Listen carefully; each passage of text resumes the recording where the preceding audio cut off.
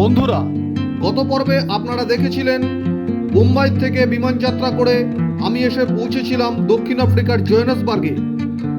পরের দিন hope on hope of বাসে ঘুরেছিলাম জোহেন্সবার্গ শহর, দেখিয়েছিলাম নানা দ্রষ্টব্য। ভিডিওগুলি না দেখে থাকলে ডেসক্রিপশন বক্সে লিংকে ক্লিক করে দেখে নিতে পারেন। জোহানেসবার্গ থেকে 16 ঘন্টা বাস জার্নি করে পৌঁছালাম কেপটাউন। কেপটাউনে পৌঁছেই চলে এলাম আমার বুকিং করা এই হোস্টেলে। কেপটাউনে আমার হোস্টেল ছিল একদম প্রধান জায়গায়, লং স্ট্রিটে। বন্ধুরা, সাউথ আফ্রিকার কেপটাউন থেকে সকলকে জানাই স্বাগত এবং গুড মর্নিং। কেপটাউন দক্ষিণ আফ্রিকার একদম দক্ষিণের একটা শহর। দক্ষিণ আফ্রিকার 3টে রাজধানী আছে। সাউথ আফ্রিকার এই 3টে রাজধানীর মধ্যে কেপটাউন হচ্ছে লেজিসলেটিভ ক্যাপিটাল সাউথ আফ্রিকা। এবং আজকে ভোরবেলা প্রায় এখানে এলাম প্রায় মোটামুটি 8টার সময়। এটা হচ্ছে লং স্ট্রিট কেপটাউন।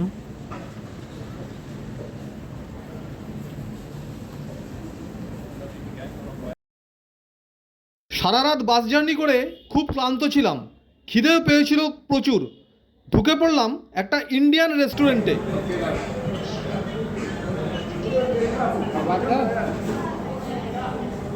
খাবার রেডি হচ্ছে, মিক্সড ভেজ এবং তার সঙ্গে ডালও নিয়েছি।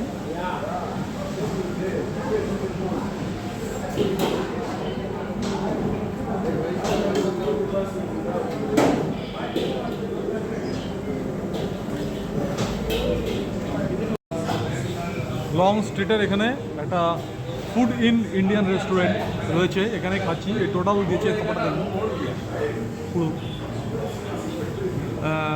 100 রান্ড নিয়ে এলছে, অনেক কিছু দিয়েছে। ভেজ, তারপর ডাল, অনেকটা ভেজ দিয়েছে দেখুন। এবং ইন্ডিয়ান রেস্টুরেন্ট কেপটাউনে প্রচুর আছে। আমি সার্চিং করেছিলাম, থালি রেস্টুরেন্টগুলো একটা আছে একটু দূরে, তাই এখানে আমার হোস্টেলের কাছেই রয়েছে এই ফুড ইন ইন্ডিয়া রেস্টুরেন্ট। এখানে প্রচুর রেস্টুরেন্ট আছে, আমি খেয়ে দেখি।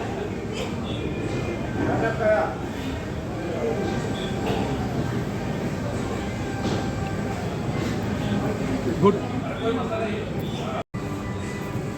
কেপটাউনে ইন্ডিয়ান রেস্টুরেন্টের পাশাপাশি রয়েছে বাংলাদেশি রেস্টুরেন্টও। লং স্ট্রিটেও রয়েছে অনেক বাংলাদেশি রেস্টুরেন্ট। গুগলে সার্চ করলেই এই সম্পর্কে অনেক তথ্য পেয়ে যাবেন। এত দিয়েছে, একার পক্ষে খাওয়া খুব মুশকিল। দেখুন এখনও কত পড়ে আছে, মানে 100 রান্ডে 2জন তো ভালোভাবে হয়ে যায়। খাবারের মান খুব ভালো, ভীষণ টেস্টফুল। আপনারা আসতে পারেন ফুড ইন ইন্ডিয়ান লং স্ট্রিটে। বন্ধুরা, এই লং স্ট্রিটটা হচ্ছে কেপটাউনের সেন্ট্রালে একদম প্রধান রাস্তা। এই রাস্তার ওপরেই অনেক লজ, হোস্টেল রয়েছে। আপনারা যেখানেই থাকেন এখানে চলে আসবেন। এখানে অনেক রেস্টুরেন্ট আছে, অনেক থাকার হোস্টেলও আছে। এখান দিয়ে আমি একটু হেঁটে যাব এখন কোম্পানি গার্ডেনে। বন্ধুরা, চলে এসেছি কেপটাউনের কোম্পানি গার্ডেনে। 1650 সালে ডাচ ইস্ট ইন্ডিয়া কোম্পানি তৈরি করেছিল এই সুন্দর বাগানটা কেপটাউনে। দেখুন চারিদিকে সবুজের সমারোহ। আর এই মূর্তি রয়েছে আমার পিছনে।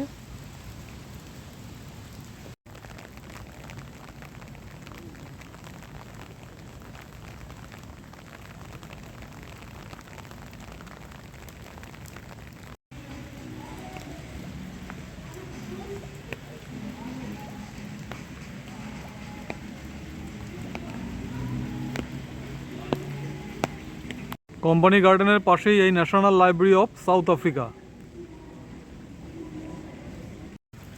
বিশেষত ডাচ ইস্ট ইন্ডিজ যখন এখানে এসেছিল সাউথ আফ্রিকায়, তখন এই কোম্পানি বাগানকে তারা একটা বিভিন্ন স্পাইসেস বা মশলা উৎপাদনের জন্য এটা ব্যবহার করেছিল।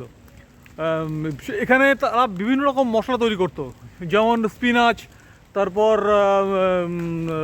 হলুদ, বিভিন্ন রকম তারা মশলা তৈরি করত এই বাগানে, এবং সেটা বিদেশে রপ্তানি করত, তাদের দেশে রপ্তানি করত। এবং পরবর্তীকালে এই সমস্ত মশলাগুলো তাদের কপার, তারপরে আয়রন, যে সমস্ত জাহাজ আসতো সেসব জাহাজে করে তারা পাঠিয়ে দিত ইউরোপে। তো এই কোম্পানি বাগানটা এখনও রয়ে গেছে।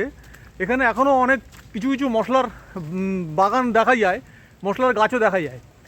খুব সুন্দর একটা, দেখুন সারাউন্ডিংসে, এটা অবশ্যই ভিজিট করবেন। লং স্ট্রিটের একদম কাছেই এই কোম্পানির বাগান। অতীতের হিস্ট্রি মনে আসবে। অনেক মশলা রয়েছে এই বাগানে, দেখুন ফুলও অনেক আছে এখানে। বন্ধুরা, বৃষ্টি হয়েই চলেছে, তবে এই বৃষ্টিতে চারিদিকে সবুজাভ, প্রচুর পাখি রয়েছে, দেখুন পায়রাও আছে, আর রয়েছে এই কাঠবিড়ালি। কাঠবিড়ালিগুলোর সাইজ দেখুন কত বড়, আর কোনো ভয় নেই এদের। দারুণ সুন্দর দেখতে কাঠবিড়ালিগুলো। খাবারের খোঁজে আসছে।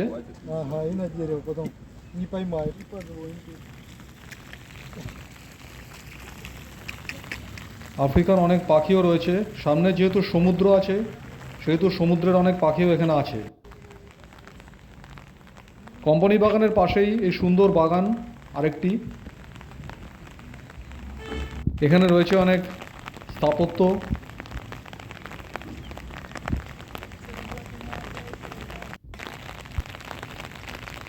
একটা পুরনো আমলের কামানও রয়েছে এখানে।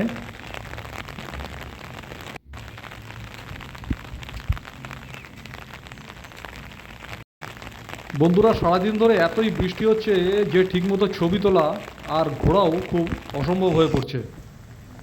একটা কচ্ছপ রয়েছে এখানে।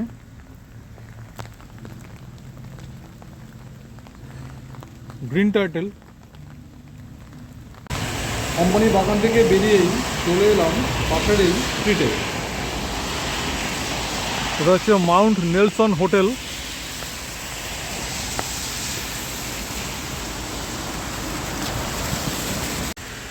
বন্ধুরা, কেপটাউনকে দেখে আমার সেই নরওয়ের বার্গেনের কথা মনে আসছে।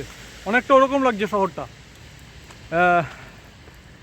দক্ষিণ আফ্রিকার লার্জেস্ট সিটি কেপটাউন, এবং খুব সুন্দর শহর।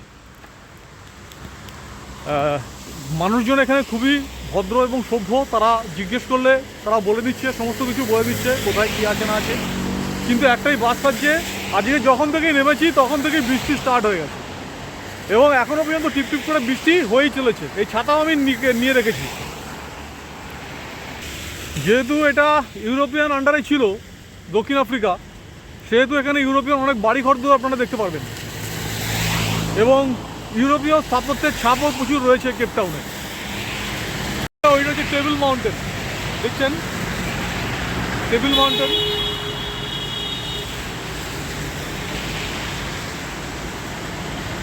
একটু মেঘের থেকে উকি দিয়েছে টেবিল মাউন্টেন।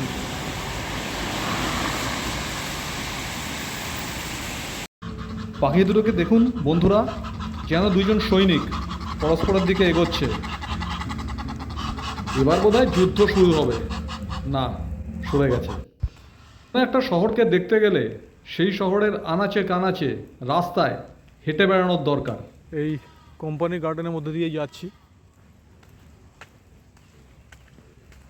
এই রাস্তাটা জনসাধারণও ব্যবহার করতে পারে।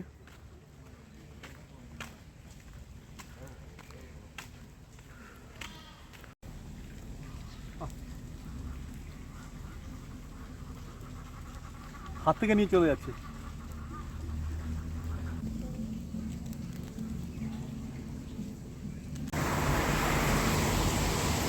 এটা একটা fort.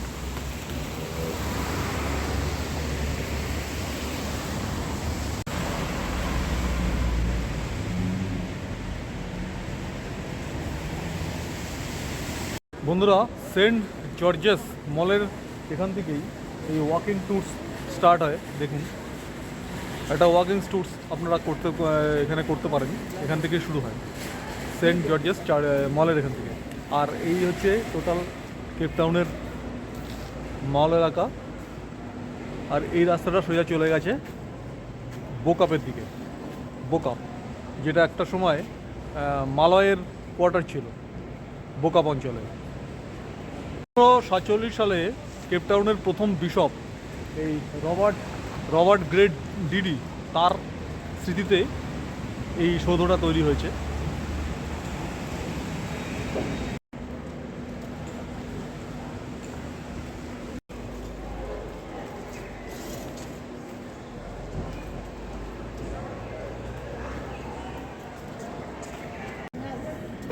African mask,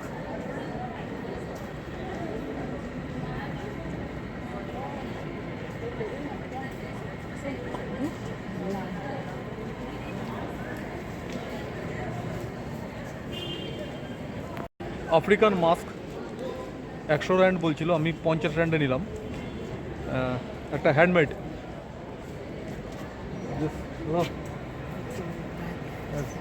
nice this.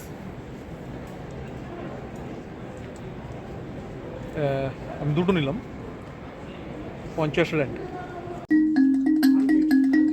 Welcome to South Africa.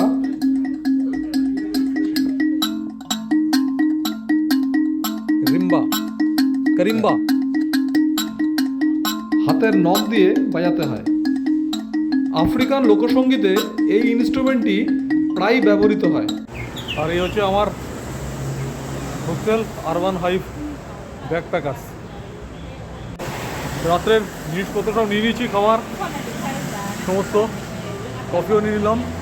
এবার ঢুকে যাবো হোস্টেলে।